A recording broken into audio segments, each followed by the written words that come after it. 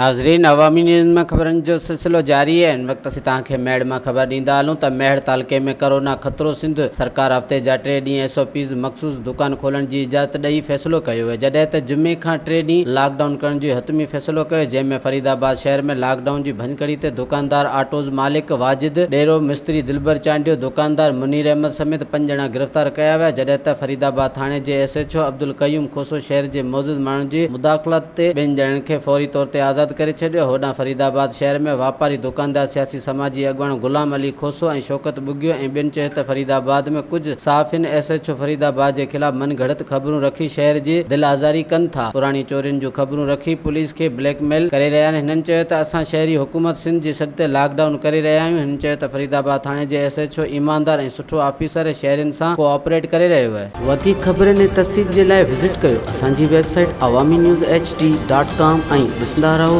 Awami news HD।